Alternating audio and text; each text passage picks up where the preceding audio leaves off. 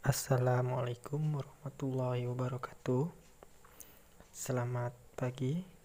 Di sini Bapak akan menjelaskan tentang teks editorial. Untuk selanjutnya, materi pokok teks editorial.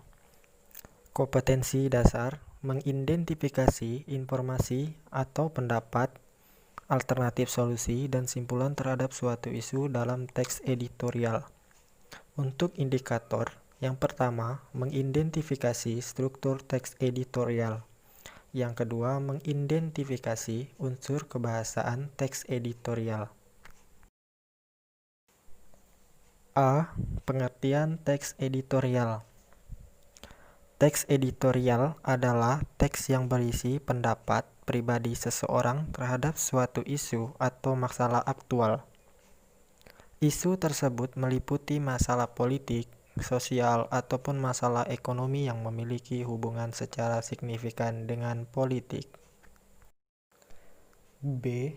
Tujuan teks editorial.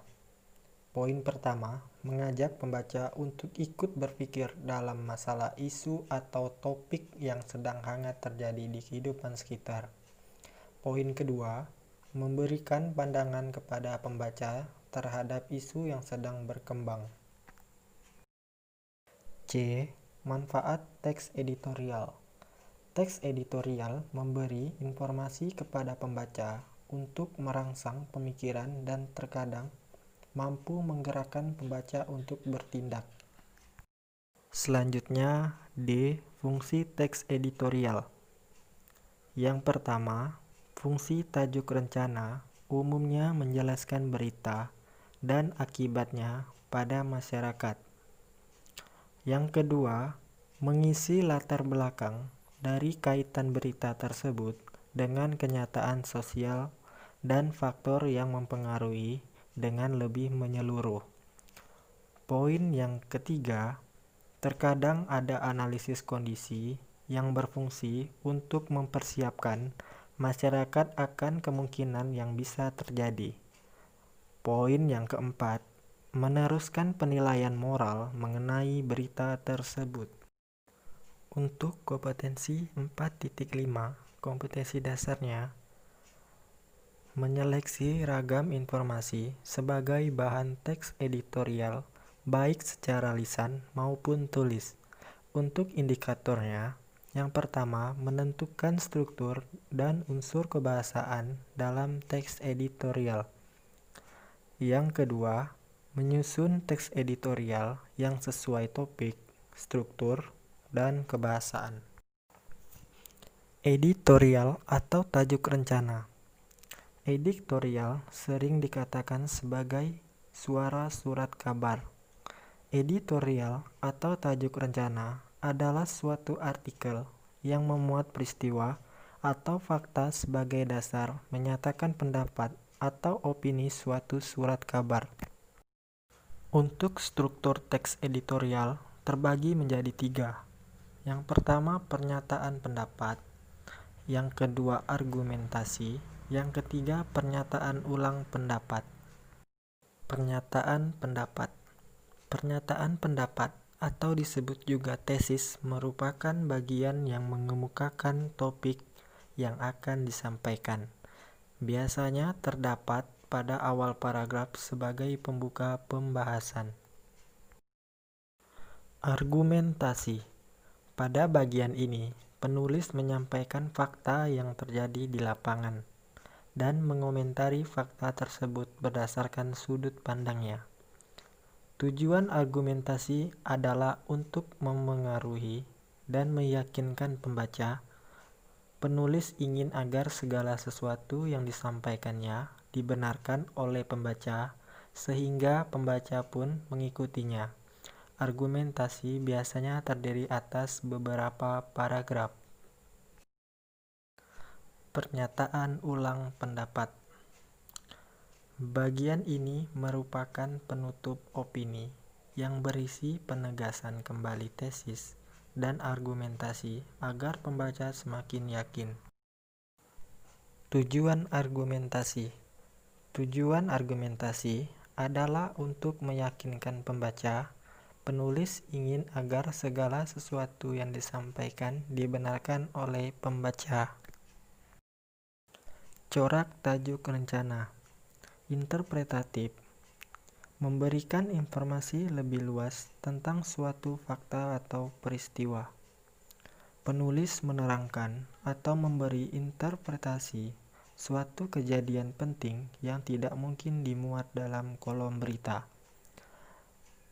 Ciri-cirinya, yang pertama bersifat mengkritik, didasarkan pada situasi atau berita-berita yang sedang terjadi hari itu dan mengkritisi hal-hal yang menunjukkan adanya kekurangan atau kelemahan.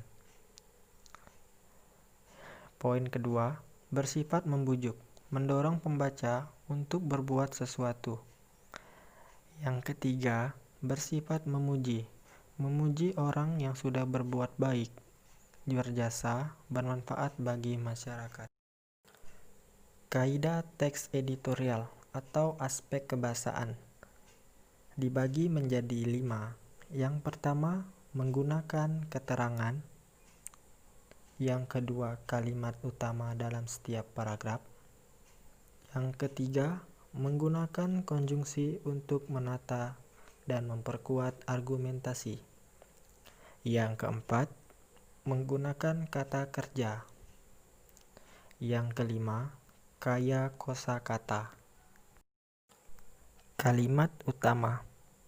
Dalam setiap paragraf selalu ada kalimat utama. Kalimat utama adalah kalimat yang mewakili gagasan utama. Pemakaian adverbial frekuensi. Adverbia frekuentatif adalah kata keterangan yang selalu menunjukkan intensitas kegiatan, seperti selalu, biasanya, sering, kadang-kadang, jarang, dan kerap. Contohnya, hal ini tentu seringkali membuat pusing masyarakat.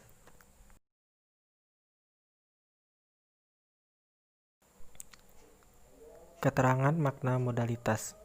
Kepastian, keterangan yang menggambarkan sikap pembicara yang menyuguhkan atau menyangkal kebenaran apa yang dikatakan, memang, justru, tentu, tidak, dan lain-lain. Keraguan, keterangan yang menggambarkan sikap ragu terhadap kebenaran yang disampaikan, barangkali, entah, rupanya, dan lain-lain.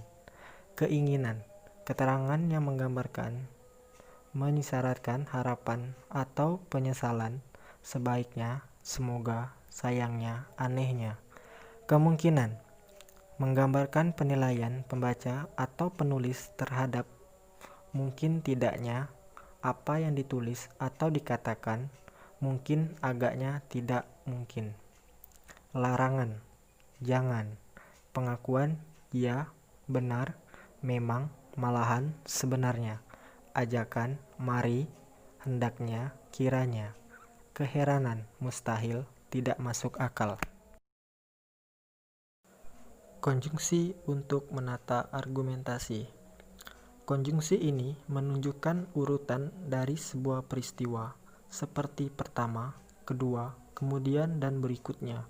Contohnya, kemudian tak lama setelah itu, imbas dari kenaikan BBM mulai terasa. Konjungsi untuk memperkuat argumentasi. Konjungsi ini menunjukkan tambahan argumen dari argumen sebelumnya, seperti bahkan, juga, selain itu, dan lagi pula, dan justru. Contohnya, selain itu, cabai dan bawang pun ikut-ikutan naik.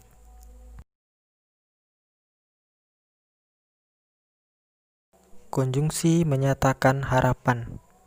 Konjungsi ini terdiri 2 bagian kalimat. Kalimat yang pertama berisi pernyataan, sedangkan kalimat kedua berisi tujuan atau harapan. Contohnya, pemerintah mencari strategi jitu untuk mengatasi masalah ekonomi agar ekonomi Indonesia tidak semakin parah.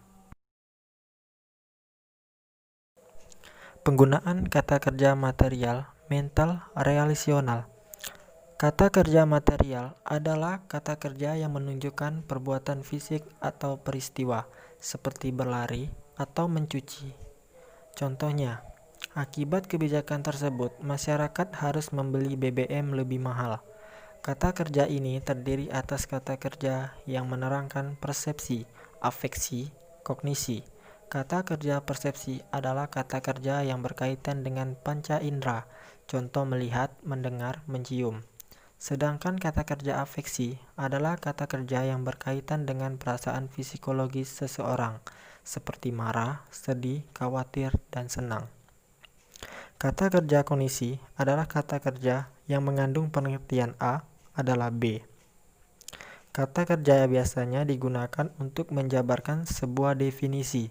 Contohnya, ironi memang Indonesia adalah negara agraris dan dahulu terkenal dengan swasembada beras, justru bermasalah dengan harga beras.